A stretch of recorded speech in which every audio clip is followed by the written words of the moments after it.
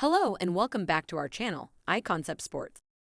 Today's video is about the 2025 Volkswagen ID.7 sedan. Volkswagen goes bigger with its next EV. Before we start, we would appreciate your support by subscribing to our channel.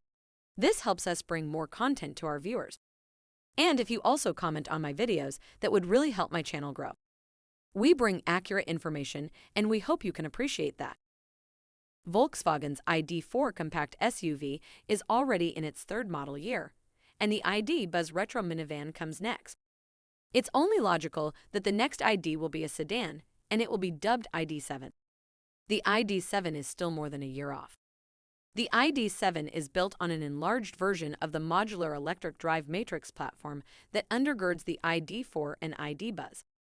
The 7 is solidly mid-size with almost exactly the same length and the same width as a Honda Accord, though its 116.8-inch wheelbase is 5.4 inches longer and its 60.6-inch height is 3.5 inches taller. When the first ID.7 goes on sale, it will use the same 77 kilowatt-hour battery used in the higher trim versions of the ID.4, and a single electric motor will power its rear wheels. This motor, however, is more powerful than the ID.4's rear motor, developing 282 horsepower instead of 201, along with 402 pound-feet of torque instead of 229.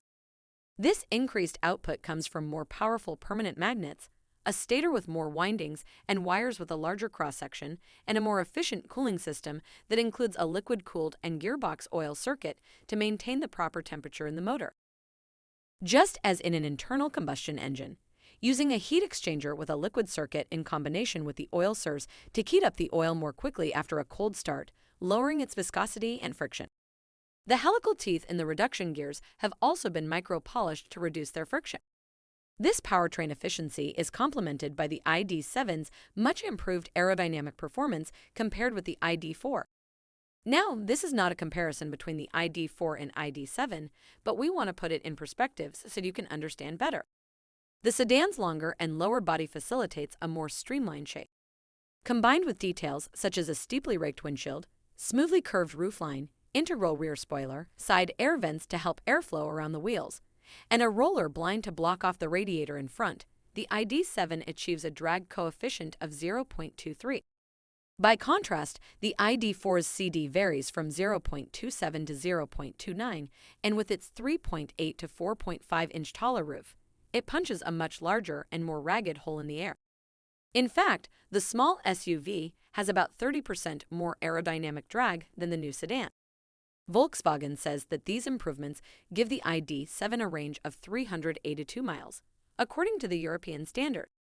We expect that to turn into around 320 miles on the EPA tests. And later on, the Pro S version will have a larger 86 kilowatt-hour battery, which should add another 30 to 35 miles. That's decent for a large car without a giant battery. With its long wheelbase, there's plenty of space for 2 rows of seats, and the high roof provides decent headroom despite the rack of batteries under your feet. A 5'11" rear seat passenger sitting behind a similar-sized driver can cross their legs without contortions. And there's plenty of cargo space in the hatchback body, particularly when the rear seats are folded conveniently using releases in the luggage area. It looks like you could easily take a nap back there. The cockpit is nicely finished, but the biggest change is in the layout of the newly enlarged 15-inch display screen. It addresses most of the complaints about the irritating and convoluted programming of the ID.4's current infotainment system. First, there's a row of always-present, virtual buttons that runs the full width across the bottom of the screen. These control all major climate control functions. Now you can turn on your seat heaters with a single action, just like you could in 1980. Across the top of the screen, there's a thinner band that's available for you to place the icons controlling your favorite functions, so you no longer have to negotiate the multiple layers of the menu to access them instead of paying attention to your driving. The system also provides the option of subdividing the screen in several ways, such as 2/3 for navigation and splitting the remaining third in two, using one for the phone and the other for the trip computer, or whatever you prefer. It's a huge improvement. In ID fashion, the display in front of the driver is tiny, even smaller than the smartphone-sized screen on the ID.4. Information is minimal. However, a head-up display is standard on the ID.7 and presents a useful amount of selectable information right in the driver's field of view. Other interior features include smart air vents that swivel side to side and up and down with the aid of electric motors. Just tell the car to warm your hands and the system directs hot air toward the steering wheel. There's also an optional sunroof that can be switched from transparent to opaque at the touch of a button. Massaging seats incorporate pelvic massage into the seat cushion in addition to the massage functions on the backrest. You can also option a 14-speaker, 700-watt Harman Kardon sound system. The ID.7 will hit our shores sometime in 2024 as a 2025 model. With that date so far out, pricing is undefined. Given the standard head-up display and electronic HVAC vents, we expect this car will probably start in the mid-$50,000 range.